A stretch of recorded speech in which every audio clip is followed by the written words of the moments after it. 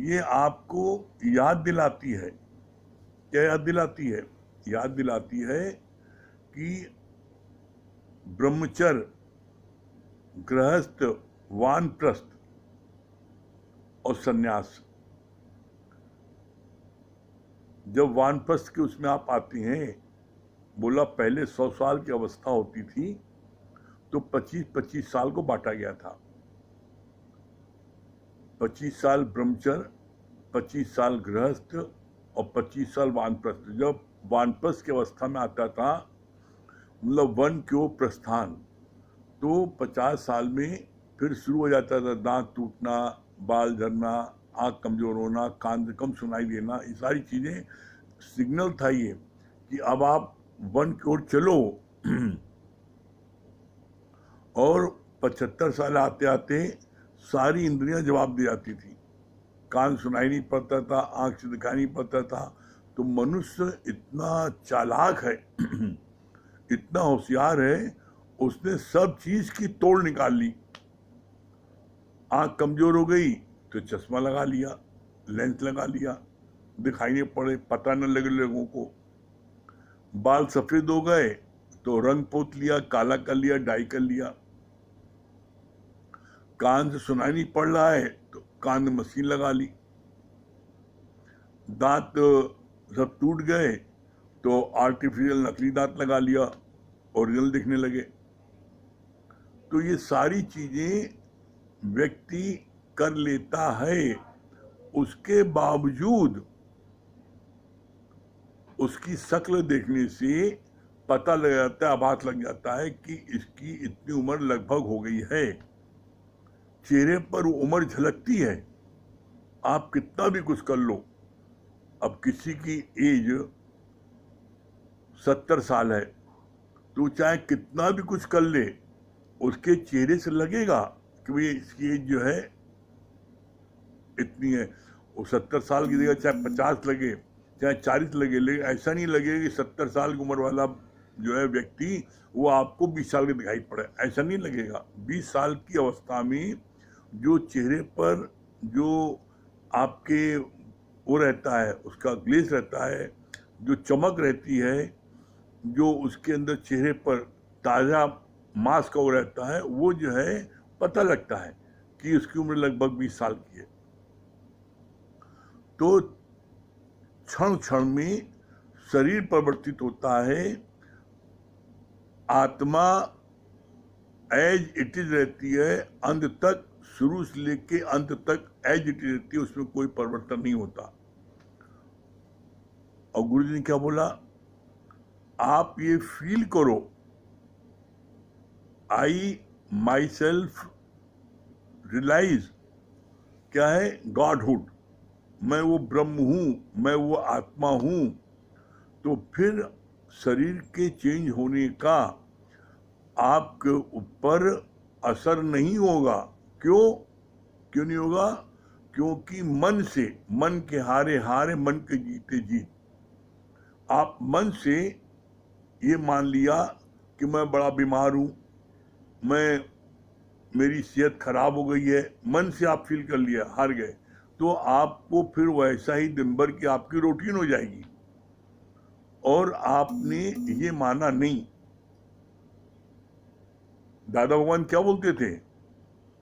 दादा भगवान बोलते थे, आई एम 80 years यंग। और आप क्या बोलते हो? I am 20 years old. आप 20 साल के पूरे जवान हो, 25 साल के, तब भी आप बोलते हो आई एम 25 years ओल्ड। दादा ने क्या कहा? I am 80 years young. क्यों बोला? उन्होंने आत्मा की ऊंचाई से बोला। क्यों? क्योंकि वो हर समय अपनी आत्मा में विचरण करते थे, तो उनके अंदर बुढ़ापा आए नहीं। और बुढ़ापा एक्चुअल में है क्या? बुढ़ापा है एक्चुअल में आपका मन बूढ़ा हो जाता है। मन अगर बूढ़ा नहीं हो, मन जवान है, तो फिर आप ये फील करोगे कि आई एम 80 years यंग।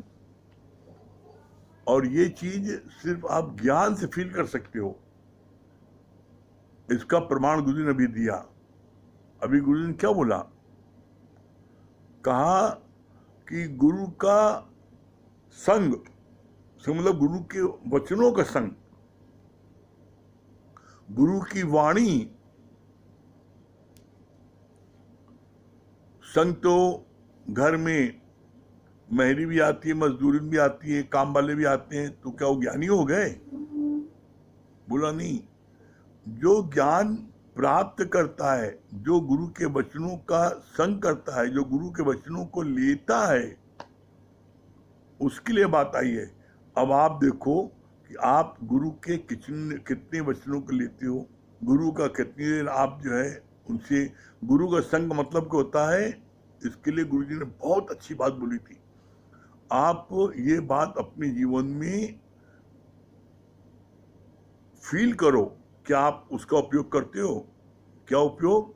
गुरु ने बोला संत का एक क्षण और अन्न का एक कण बर्बाद करना बहुत बड़ी बेवकूफी है। जो मूर्ख होते हैं वो ऐसा करती हैं। संत मिला, उससे जो है बेटे की, बहू की, भाई की, गृहस्थ की बात कर रहे हैं। नहीं, संत मिले तो कुछ कहिए, सुनिए। क्या कहिए, सुनिए। अपनी उन्नत की बात करो। संत का संग जब मिलता है तो एक क्षण बर्बाद नहीं करो, अपनी उन्नत की बात पूछो। कोई बात आप अपने जीवन में नहीं लगा पा रहे हो तो आप उसके लिए पूछो, कैसे हम अपनी आत्मा में टिकें, कैसे हम अपनी आत्मा का वृत्ति में बने रहें, कैसे मेरी एक भी सेकंड आत्मा का वृत्ति भंग न हो, मुझको किसी का अपमान सताए नहीं, मुझको कोई बीमारी, दुख, तकलीफ सताए नहीं, मैं अपने स्वरूप में स्थित रहूं। मैं कैसे नित्य सत्संग लूं, सत्संग का मेरे को दिन पर दिन इंटरेस्ट बढ़ता जाए। जैसे गुरु जी बोलते हैं ना, द्विज का चांद और पूर्णमासी चांद, तो द्विज के चांद से लेकर के पूर्णमासी का चांद बनना है।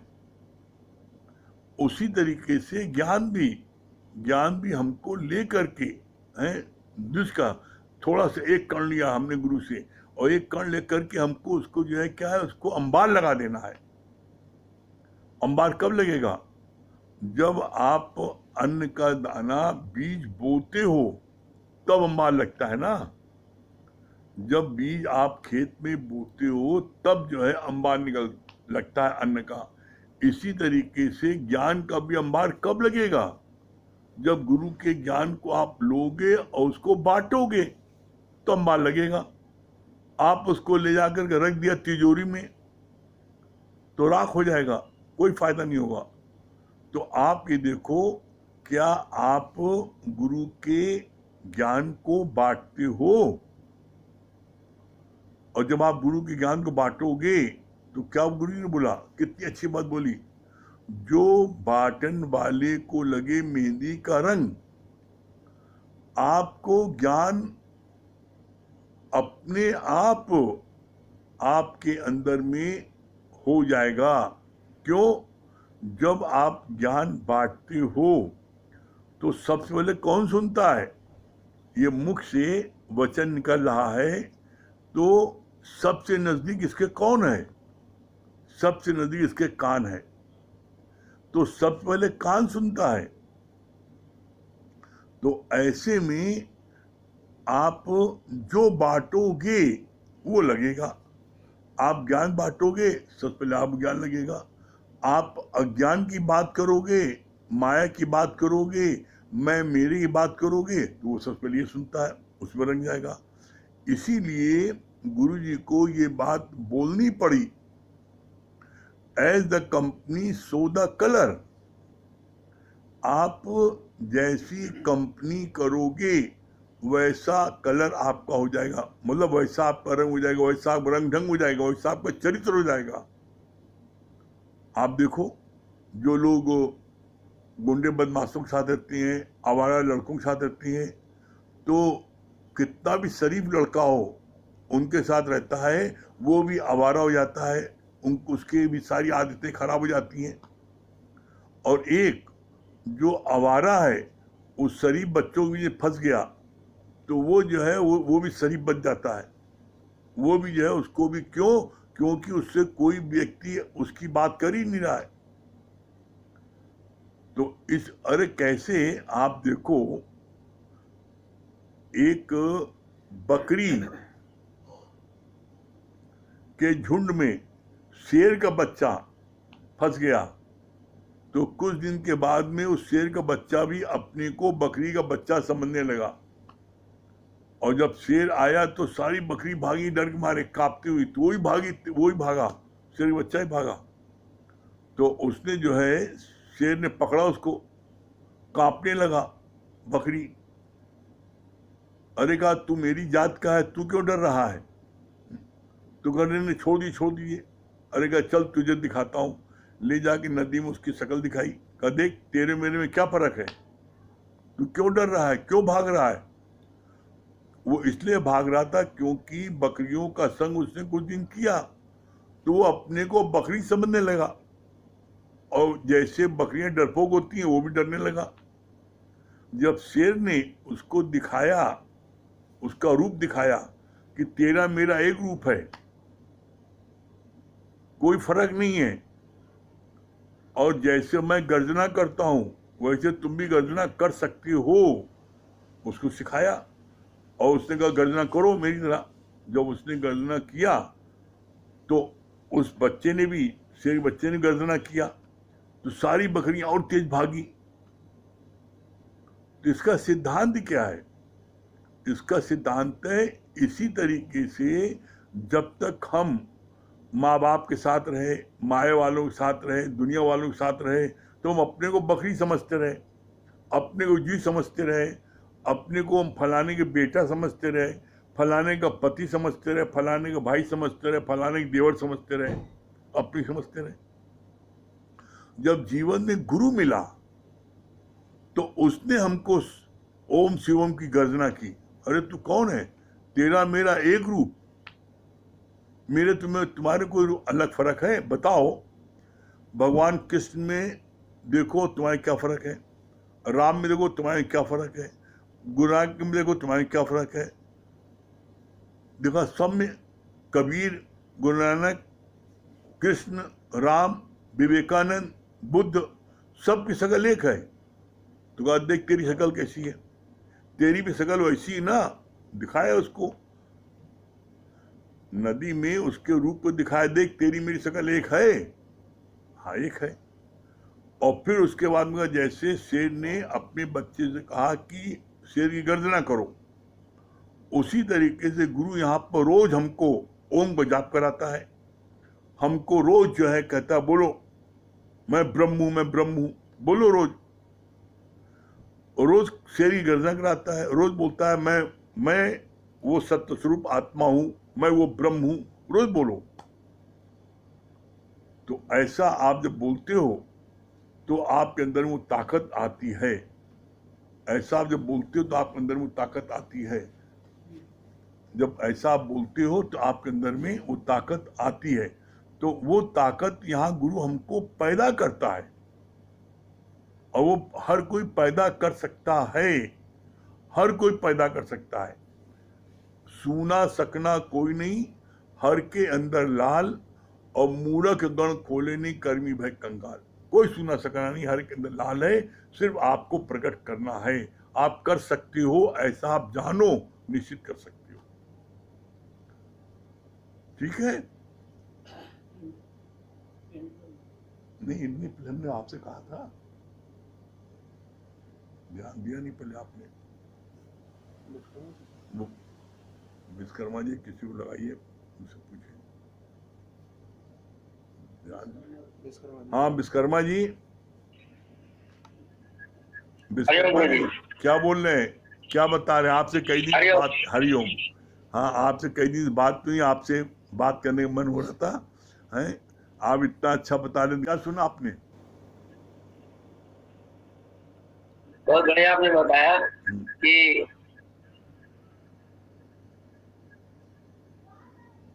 ज्ञान दूर करके अभी आपने बताया कि जैसे 4 वर्ण होते हैं, तो संन्यास वर्ण और क्या कहते हैं बाल बचपन जवानी बड़ा, हाँ, और कोई भी ब्रह्मचर्य। प्राप्त आदमी को अब 80 साल की उम्र हो गई, तो 20-20 साल की उम्र के हिसाब से बांट करके इस हिसाब से इस इंसान को रहना चाहिए।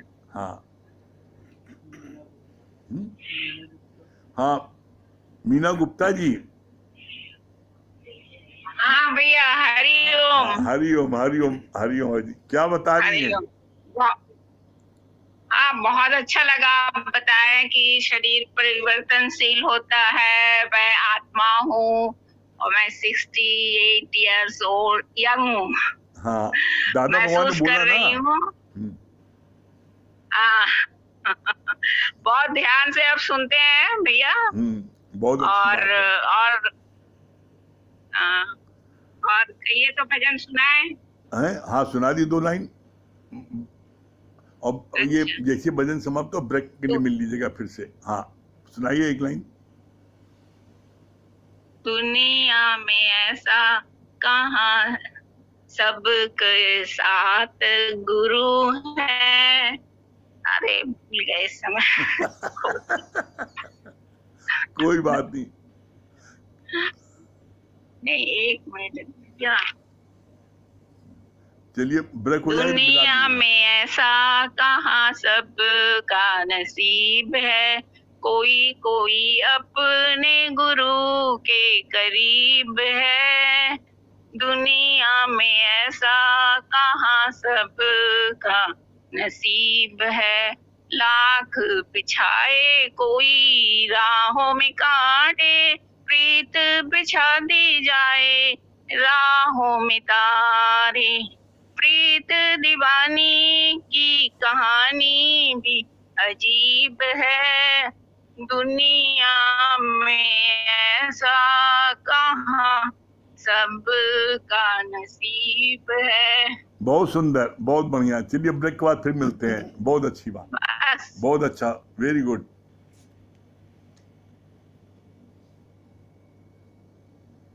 अब इसके बाद वाणी बाद में पहले शर्मा जी को और नीलू जी को 2 गाना भजन कीजिए।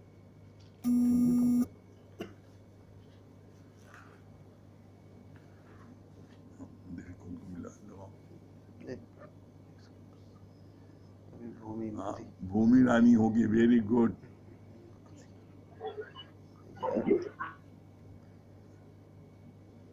कौन कौन नाम देखें।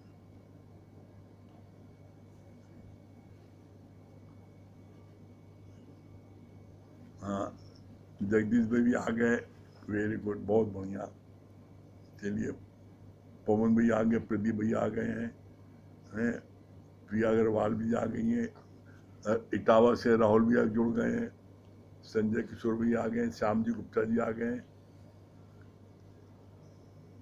वंदना अग्रवाल भी आ गई, कल्याणी देवी। चलिए, हम लोगों का गीता का जो है, हम लोगों का दूसरा अध्याय गीता का चल रहा है। गीता का दूसरा अध्याय चल रहा है हम लोगों का। और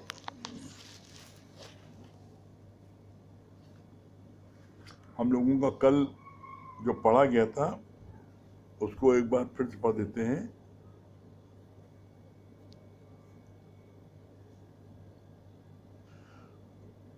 सूक्ष्म शरीर है जैसे संश्लेषण वासना, जीव जो आत्मा से मिक्स हो जाता है उसी को जीवात्मा कहा जाता है। अंत वेले की वासना अनुसार जीवात्मा फिर नया शरीर धारण करता है। विनाश तो किसी भी चीज का नहीं होता, चेंज होता रहता है।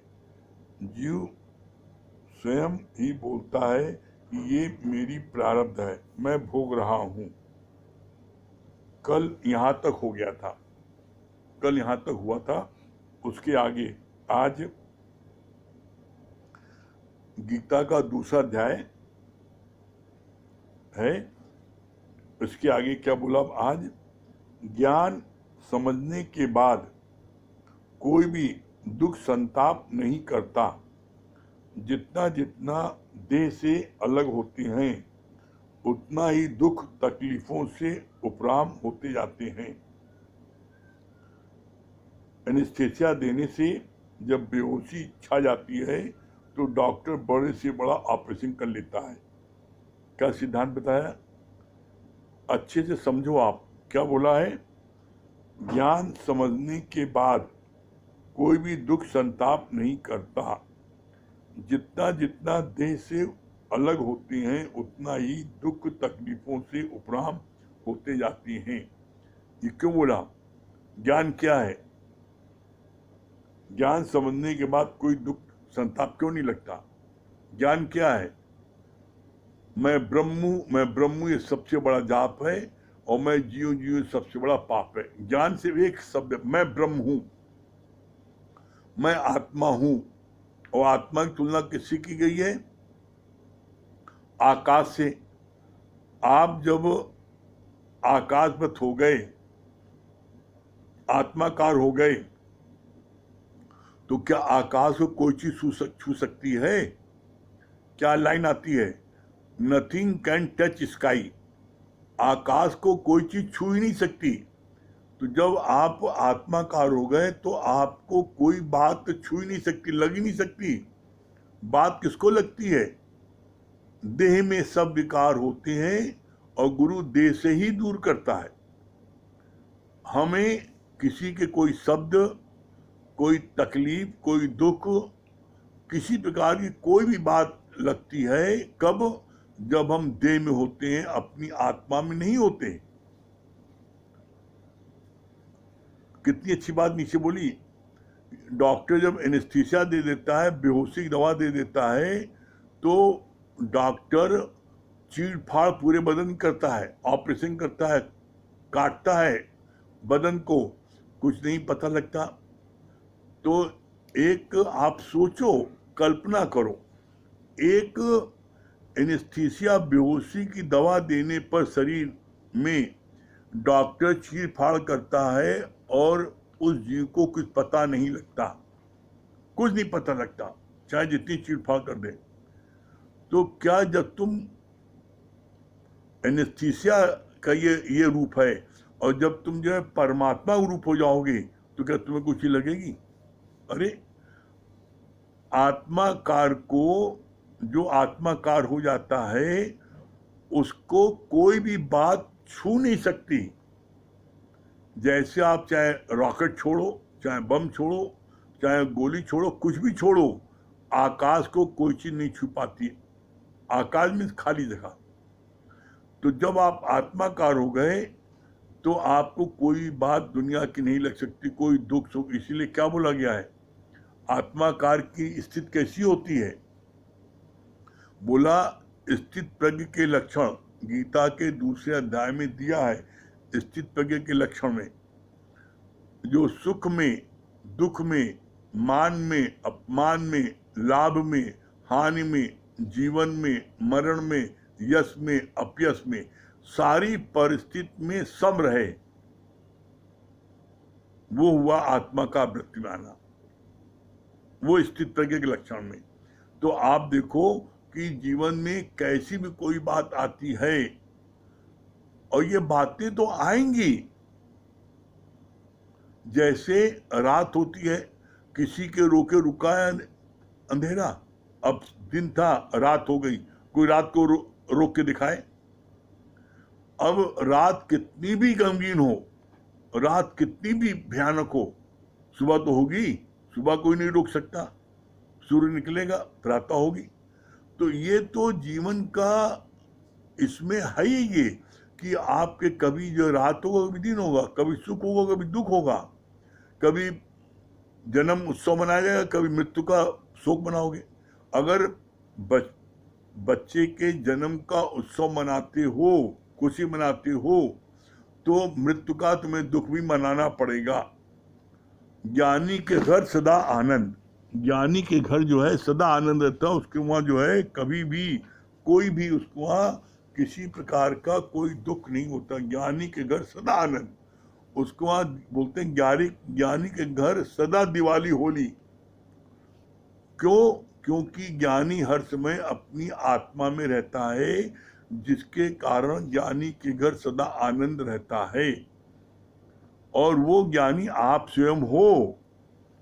एक्चुअल में क्या है, आप भी वही हो, आप सिर्फ अपने को भूल बैठे हो, कोई फर्क नहीं है। आप भी वही ज्ञानी हो, आप भी वही ब्रह्म हो, आप भी वही शक्ति हो। लेकिन चूंकि आपने माया वालों का ज्यादा संग किया, जिसके कारण से आपको माया वालों का प्रभाव पड़ गया।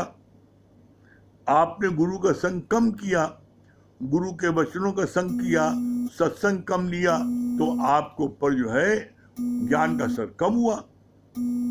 कोई बात नहीं, आज तक हमसे भूल हुई, लेकिन गुरु ने क्या बोला, अजो कुछ बिगड़ो नहीं। गुरु अभी कोई बिगड़ा नहीं है। आज से, अभी से आप ये सत्संग में बैठे बैठे संकल्प करो, ये कल्प वृक्ष है। संकल्प करो कि आज से हम नित्य सत्संग लेंगे। और एक बात आपको और हम बड़ी मार के ही बता रहे हैं आपको, रात में जो लोग सत्संग ले लेते हैं उनको बहुत साउंड स्लीप आती है। क्यों? कारण क्या है, आप दिन भर माया में व्यस्त रहते हो, अपने काम धंधे में व्यस्त रहते हो, और रात को सोते समय वही सारे ख्याल आपको दुखी करते हैं, परेशान करते हैं। लेकिन आपने दिन भर माया का कार्य किया भी और रात में आपने सत्संग ले लिया, तो कैसा होता है, जैसे स्लेट में आपने बहुत लिखा पढ़ी की और रात में उसको आपने गीले कपड़े से पोंछ दिया, बस सारी स्लेट साफ हो गई। एकदम सेम स्थिति होती है। हृदय आपका बहुत उलझन से भरा है, दिन भर की वर्किंग से, किसी बात की कोई लाभ हानि हुई, कोई दुख सुख हुआ, तो उससे आपका दिल भरा है। आप रात को ज्ञान सुना आपने, तो क्या परिणाम हुआ? परिणाम हुआ कि आपने जैसे स्लेट में बहुत कुछ लिखा है और गीले पोछे से आपने उसे पोछा लगा दिया, सब मिट गया। दिन भर आपने बिस्तर पर बैठे खाना पीना खाया, दिन भर उसमें उधम चौकड़ी मचाई हैं, और वही बिस्तर पर आप सो जाओ तो आपको रात भर चींटे काटेंगे, आप नींद नहीं सो पाओगे। लेकिन उसको चद्दर आपने जो है आपने झाड़ के, आपने जो पूरा बिस्तर झाड़ दिया, साफ कर दिया हैं, और अच्छे से बिछा दिया, तो उसमें कोई चींटा नहीं। वही सेम चीज यहाँ पर है। आपने दिन भर वर्किंग की और रात में आपने सत्संग ले लिया, तो परिणाम ये होता है कि मन एकदम क्या होता है, एकदम कोरा हो जाता है। और रात को सोते समय वही गुरु के वचन में क्या सुने उसका ध्यान आता है, और ध्यान करते करते आपको कब नींद आ गई पता नहीं लगता। ब्रह्म मुहूर्त में फिर आपकी नींद खुलती है। तो बहुत जरूरी है, इसलिए बोलते हैं, गुरु जी बोलते हैं कि रात का सत्संग जो है मस्ट है। सुबह हम सत्संग लेते हैं तो सुबह सत्संग लेने से सत्संग हमको अच्छा बहुत लगता है। कारण क्या है, उस समय हम एकदम फ्रेश रहते हैं, ताजे रहते हैं, और हमको वो ज्ञान अच्छा बहुत लगता है। लेकिन उस ज्ञान को लेने के बाद आप करते क्या हो? ज्ञान को लेने के बाद में क्या फिर आप ज्ञान का चिंतन मनन करने का वक्त रहता है किसी के पास में? जैसे ज्ञान सुना फिर माया भागे तेजी से, तो फिर वही हुआ क्या, पता लगा कि आपने खूब सुंदर सुंदर वाणी अंदर भरी, लेकिन उसके बाद में उसके ऊपर आपने गाने का कैसेट भर दिया। दिन भर आपने जो है माया में डूबते रहे, माया में मरते रहे, दिन भर 12 घंटे, तो दिन भर जितनी आपकी जो रही वो जो सुना प्रातःकाल, तो उस पर तो आपने दिन भर माया का रूप चढ़ा दिया, और वही फिर आपको रात को दुखी करता है सोते समय। हाय मेरा इतना नुकसान हो गया, हाय मेरा ये हो गया, हाय मेरा ये हो गया। आप रोते हो, बिलखते हो, दुखी होते हो, डिप्रेशन में आते हो, हार्ट अटैक होता है, 20 बीमारी आ जाती है। क्यों? क्योंकि मैं मेरे का चिंतन रात में सोते समय होने लगता है। और जब आप मैं मेरे का चिंतन करोगे तो आप उस समय दुखी जरूर होगे। हाय मेरे मरने के बाद मेरे बेटे क्या होगा, हाय मेरे मरने के बाद मेरी बेटी क्या होगा, मेरे मकान क्या होगा, मेरे धन क्या होगा। इन सब बातों में मन इतना उलझ जाता है कि आपकी रात की नींद गायब हो जाती है, रात को आपकी नींद नहीं आती, और ये क्या होता है, ये आपका बना रहता है। और यही आपने रात में सत्संग ले लिया तो जितनी चीज आपके अंदर आई है, रात को उसमें पोछा लग गया, सब बिल्कुल माइंड साफ। रात को सोते समय भजन गुनगुना रहे हैं, आज भजन कौन सा चला था, भजन गुनगुना रहे हैं। आज वाणी कौन सी चली थी, वाणी गुनगुना रहे हैं। और वाणी गुनगुनाते गुनाते, वाणी मनन करते करते, भजन गुनगुनाते कब नींद आ गई पता ही लगता। तो आप समझ लो कि ये बहुत ही, हम सब बड़े भाग्यशाली हैं जो हम सबको गुरु रोज बैठा करके साथ में करता है। गुरु कहते हैं जाए करो नहीं, गुरु खुद बैठता खुद कराता है, और मेरे साथ में बैठ के करें। तो इससे क्या होता है, इससे बोला आप तरे औरन को तारे। गुरु खुद भी तरता और लोगों को भी तारता है। फिर बोला आगे, मन के हारे हारे मन के जीते जीत, परमात्मा को पाइए मन ही की प्रतीत। मन से अगर आप हार गए तो आप हारे मान जाओगे, और मन से जीत गए तो क्या, परमात्मा को पाइए मन की प्रतीत। अगर आप ये मन में फील करते हो कि मेरा गुरु भगवान है, गुरु मेरे अंग संग है। एक भजन आता है ना, रवि वाला भजन गाते हैं, गुरु मेरे अंग संग है, गुरु का हाथ मेरे सिर पर है। तो ये जो भजन है, जब हम महसूस करते हैं मेरे गुरु अंग संग है, तो हमको शक्ति मिलती है। और ये शक्ति आपको जो है नित्य मिलती है जब आप ऐसा फील करते हो। यही बात बोली, मन के हारे हार है मन के जीते जीत, परमात्मा को पाइए। क्या बोला, परमात्मा को पाइए मन ही की प्रतीत। जब आप मन में ये बात महसूस किया मुझको परमात्मा मिल गया है, तो परमात्मा को मिल गया है। इसी में बहुत अच्छी बात बोली गुरु जी ने आगे, बोला मन की सारी मन ही सारी बॉडी का भी कंट्रोलर है। मन ठीक होने से अंदर ही अंदर से ये जगत सुख सागर भासता है। मन ठीक होने से अंदर ही अंदर से ये जगत सुख सागर भासता है। मन की चंचलता को रोकना वीरता का काम है। ये मन की चंचलता, मन क्या है, मन जो है छिन छिन मन होता है, छिन छिन भूलनहार। गुरु बार बार याद दिलाता है कि तू ब्रह्म है, तू ब्रह्म है, लेकिन ये जीव बोला छिन छिन भूलनहार, फिर भूल जाता, नहीं मैं पापा हूं, मैं मम्मी हूं, मैं अफसर हूं, मैं क्लर्क हूं, मैं व्यापारी हूं, मैं डॉक्टर हूं, मैं वकील हूं। ये फिर याद आ जाता है। गुरु अभी समझाता है, जैसे वो संत चिल्ला रहा था ना, संत चिल्ला रहा जोर जोर से, भगवान मर गया, भगवान मर गया।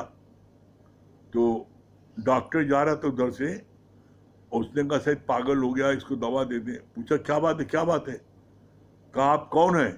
कहा मैं डॉक्टर हूँ। कहा इसलिए मैं कह रहा हूँ भगवान मर गया। हो भगवान, बोला मैं डॉक्टर हूँ। वकील ने देखा कि चिल्ला रहा है, चलो केस देखें, इसका केस संभाल दें। भाई क्या बात है, आप कौन है? मैं वकील हूँ। कहा इसलिए मैं कह रहा हूँ भगवान मर गया। आप जो हो वो आप जो है आप भूल जाते हो, और जो नहीं हो उसको आप याद करते हो। क्यों याद करते हो? क्योंकि रोज आप न चाहते हुए आपको बोलना पड़ता है 100 बार, मैं डॉक्टर हूं, मैं वकील हूं, मैं इंजीनियर हूं। वो आपको रट गया। आप कितनी बार बोलते हो मैं भगवान हूं? इसीलिए गुरु जी ने बोला कि तुम दिन भर बोल नहीं पाते मैं भगवान हूं। तो इसलिए कहा जब नींद प्रातः काल नींद खुले तो उस समय कम से कम बोलो 3 बार, मैं ब्रह्म हूं, मैं ब्रह्म हूं, मैं ब्रह्म। बोलो तो कम से कम तुम्हें दिन में 1 बार तो अपने को फीलिंग करो और वो फीलिंग फिर आपको दिन भर अंदर में गूंजती रहेगी, मैं वो ब्रह्म हूं। हर समय तो सुबह से लेके रात तक है, हाय मेरा बेटा, हाय मेरी बेटी, दिन रात तो जो है अम्मा अपनी बिटिया अपने बेटे से परेशान रहती है। हम देखते हैं बेटा बेटी जो है उसके जैसे वो जो आपके दिन भर पीछे लगना, अब ये खा लो, अब ये खा लो, मुंह में ठूसते जा रहे हैं। इतना मोह सात चमड़ी के अंदर भरा होता है माँ के कि वो बच्चे को सोचती क्या खिला दें। अरे भाई नन्ना सा उसका पेट है, अब वो चार जगह घूमता रहता है, लोग उसको खिला देते हैं, पेट भरा है, लेकिन अम्मा कहती नहीं मेरे सामने खाए, चाहे उल्टी कर दे।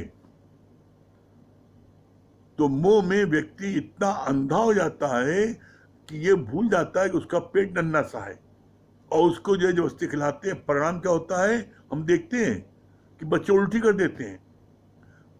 कभी अपने ऊपर वो बात दे के देखो कि तुम्हारा पेट भरा हो और तुम्हारे को कोई जबरदस्ती खिलाए, उसमें क्या स्थिति होती है, कितनी व्याकुलता होती है, कितना अनइजीनेस फील होता है? उल्टी होती है, कितना शरीर कमजोर जाता है? और उल्टी कब होती है, जब आपका नाक तक भर गया है और उसके बाद आप खिला रहे हो तो अंदर जगह ही नहीं है। इसीलिए गुरुजी बोलते हैं ये पेट बड़ा सन्यासी है, ये पेट इतना सन्यासी है कि एक कौर भी एक्स्ट्रा अंदर नहीं रखता, बाहर निकाल देता है। लेकिन बड़ा ही आश्चर्य है, ये शरीर एक और अन्न एक्स्ट्रा नहीं रखता, लेकिन धन की हवस इतनी है कि समुद्र पर्यंत धन हो जाए तब भी पेट में डकर जाता आदमी, और चाहता और समुद्र पर्यंत धन होने के बाद भी इसमें बस नहीं करता, खाने पीने बस करता, बस अब नाक तक हम नहीं खा सकते। अरे अपने शरीर से सीखो कि शरीर भी एक और एक्स्ट्रा बर्दाश्त नहीं कर पाता, उल्टी हो जाती है। और जब आप जो है आप के पास धन कितना हो गया है, लेकिन तब भी और चाहिए। और ये कब होता है, ये होता है सब जवानी में। धन कमाने की ललक जवानी में होती है और चाहता है कि धन जो है हम कितना हो जाए, लेकिन वो बस नहीं करता। हाँ, बस कब करता है और उल्टी कब होती है, कब देने के लिए ललायत होता है, जब वो बुढ़ापा हो जाता है। जब बुढ़ापा आ जाता है और मरने करीब आ जाता है, और जब ये फील करता है कि अब मैं मरने वाला हूँ, बीमार है, तो उस समय सोचता है धन किसको क्या करें, कहाँ ठिकाने लगाएं, तब धन की सोचता है। तो भगवान ने बोला कहा कि जो है जब तुम सारी जिंदगी तुमने धन पैदा किया तो वो धन जो है देने के लिए आदमी सोचता है, लेकिन इतना कपड़ होता है कि वो उसको जब भी दे नहीं पाता। क्यों? क्योंकि उसके मन में आता है इसको दें, और सोचता रहेगा देगा किसी को नहीं। परिणाम क्या होगा?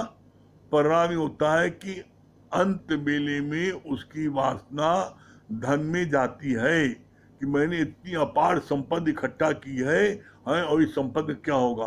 परिणाम क्या होता है? परिणाम होता है अंत काल जो धन सुमरे, ऐसी चिंता में जो मरे, तो सर्प योनि बलबल उतरे। परिणाम क्या होता है कि वो जो है व्यक्ति सांप की योनि में आता है। और आप देखो अक्सर पेपर में आता है फलाने घर में तिजोरी पर सांप बैठा है, जैसे तिजोरी खोलो तो सांप बहुत तेज फुंकारी मारता है। क्यों? बोला सूंघ का धन शैतान खाए। उन्होंने सारी जिंदगी धन की मौज नहीं ली, उन्हें किसी को मौज लेने दी। और ज्ञानी क्या होता है? ज्ञानी को भगवान क्यों बोलते हैं?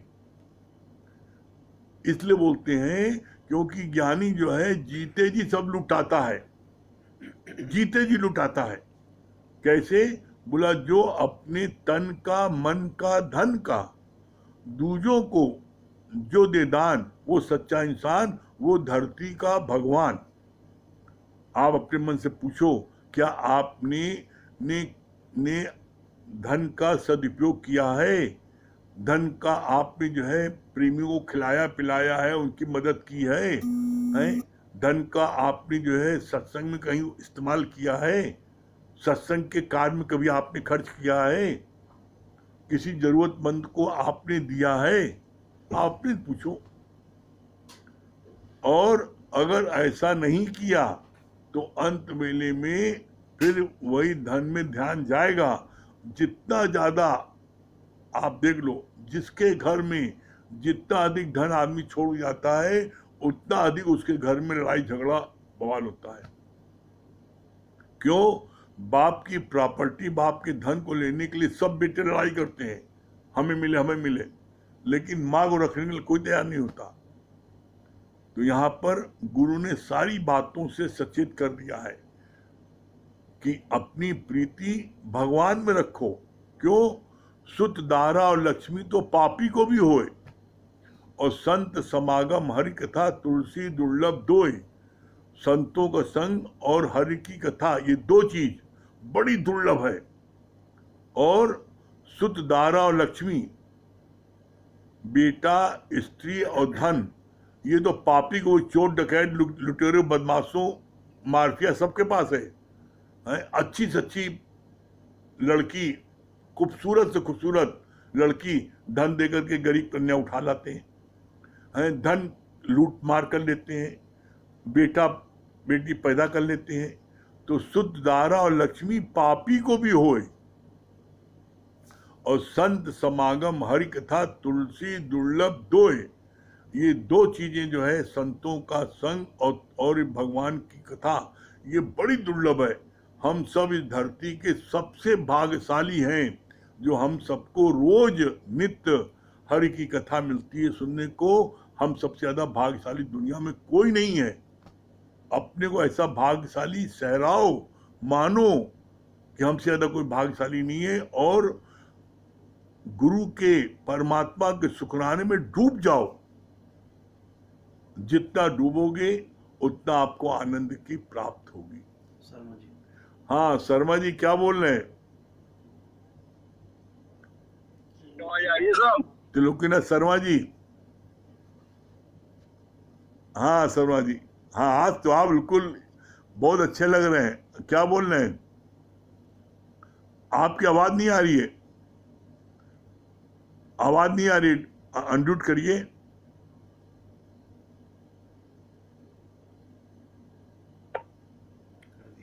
अब आ रही है आवाज? अब आ रही है।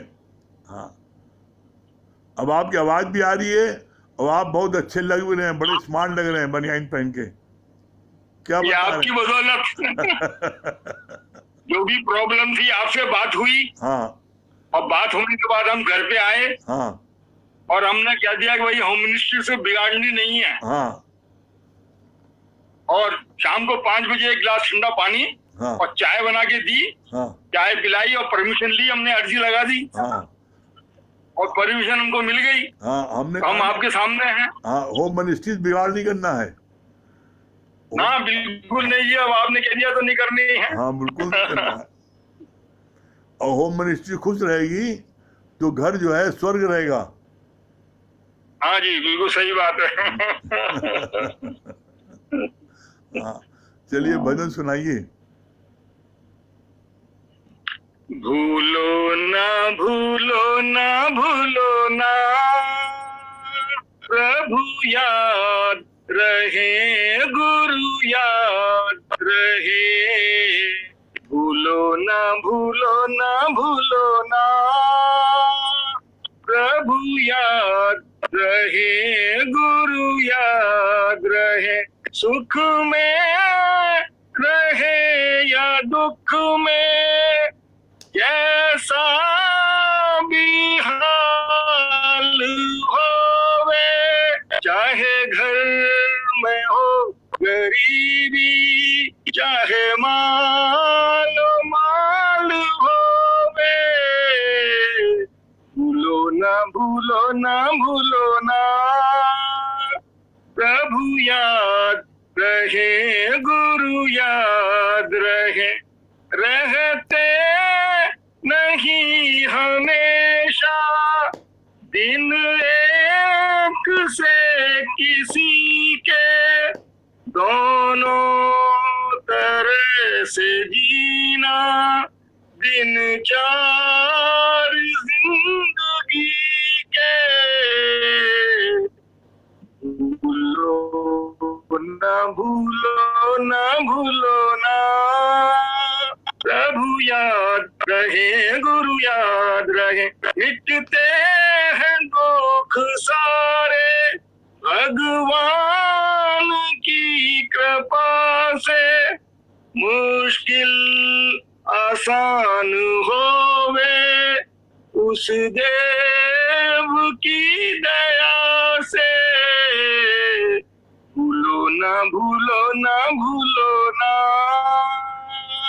प्रभु याद रहे गुरु याद रहे, मंजिल है दूर तेरी साथी उसे बना ले, भगवान को तू अपने दिल में सदा बसा ले, भूलो ना भूलो ना भूलो ना, गुरु याद रहे प्रभु याद रहे। हरिओम। बहुत सुंदर समाज, बहुत सुंदर, वेरी गुड। हाँ नीलू जी।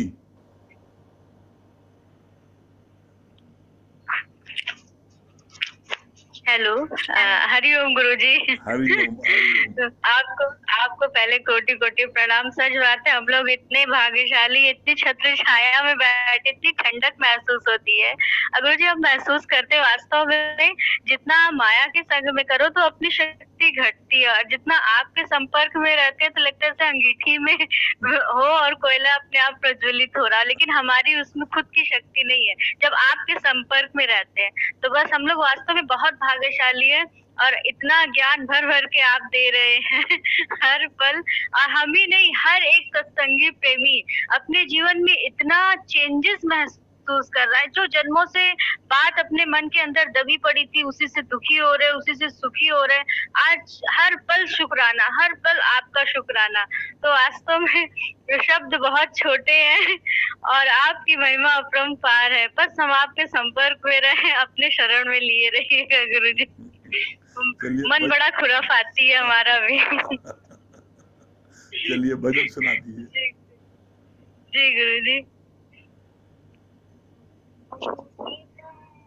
सतगुरु आए है जग में हमारे लिए, सतगुरु आए है जग में हमारे लिए, ज्ञान वर्षा हुई है हमारे लिए, ज्ञान वर्षा हुई है हमारे लिए, सतगुरु आए है जग में हमारे लिए।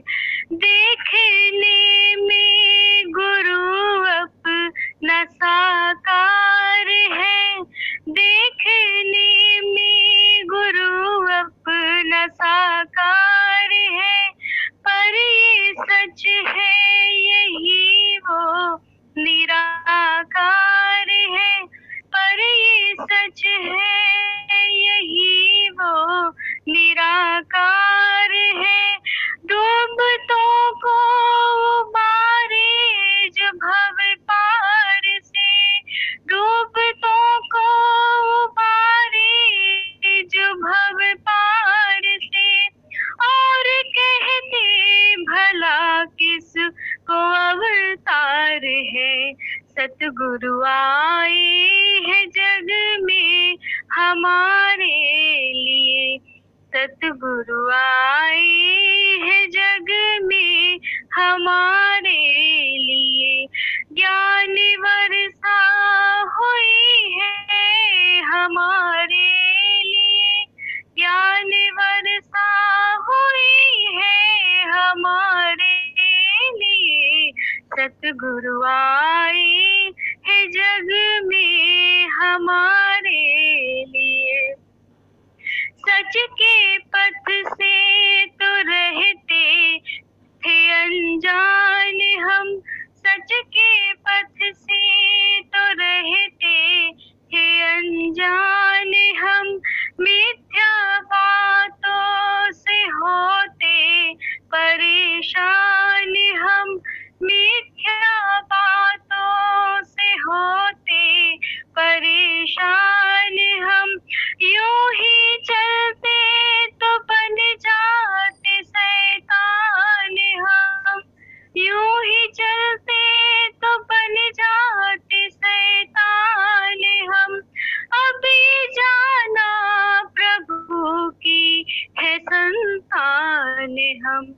सतगुरु आए हैं जग में हमारे लिए, ज्ञान वर्षा हुई है हमारे लिए। सतगुरु आए हैं जग में हमारे लिए, तेरा शुक्राना मैं किस जुबां से करूं, तेरा शुक्राना मैं किस जुबां से करूं। ऐसा वर दो कि वचनों पे तेरे चलूं, ऐसा वर दो कि वचनों पे तेरे चलूं। और कर्मों के बंधन न बांधे मुझे, और कर्मों के बंधन न बांधे मुझे। सूखा पत्ता मैं बन के पवन में उड़ूं। सतगुरु आए हैं जग में हमारे लिए, ज्ञान वर्षा हुई है हमारे लिए। सतगुरु आए हैं जग में हमारे लिए, प्रभु का समझो इशारा तो जाओ संभल, प्रभु का समझो इशारा तो जाओ संभल। अब ना भूले हृदय से हरि एक पल, अब ना भूले हृदय से हरि एक पल। साधु संगत है मिलती बड़े भाग्य से, साधु संगत है मिलती बड़े भाग्य से। ज्ञान अमृत मिला लो जीवन सफल। सतगुरु आए हैं जग में हमारे लिए, ज्ञान वर्षा हुई है हमारे लिए, ज्ञान वर्षा हुई है हमारे लिए। सतगुरु आए है जग में हमारे लिए, सतगुरु आए है जग में हमारे लिए। जी गुरु जी, जैसे सच बात है, आप हमारे ही लिए हैं और बस नहीं बोल सकते। हरिओम गुरु जी। हरिओम। हाँ चित्रा रानी। हाँ गुरु जी हरिओम। हाँ हरिओम चित्रा जी। हाँ आ रही आवाज। हाँ गुरु, क्या बता रही, क्या अच्छा लगा?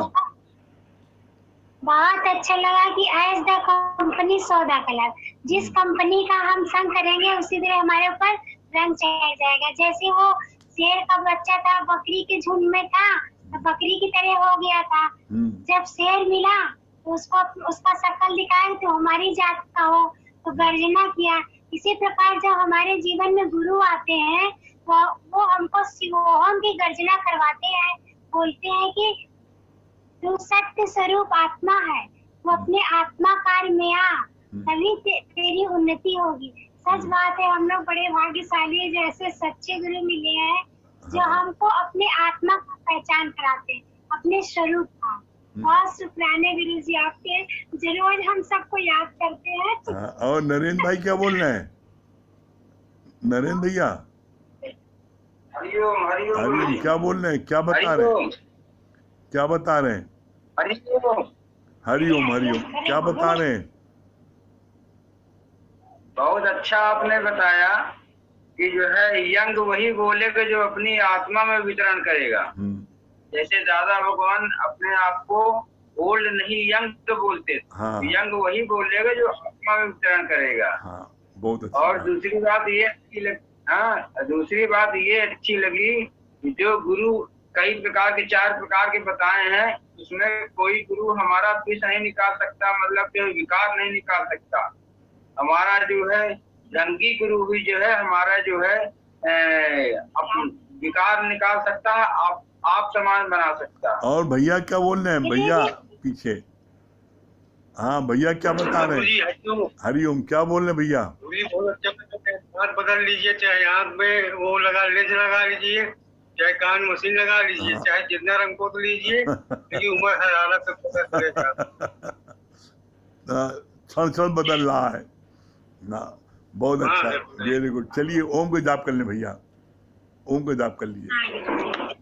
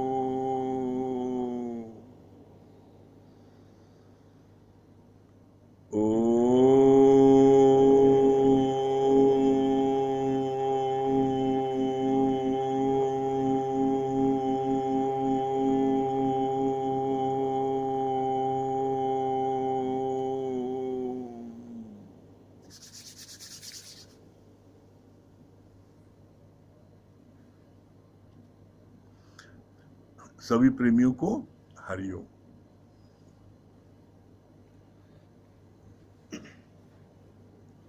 ये आज सबसे बेस्ट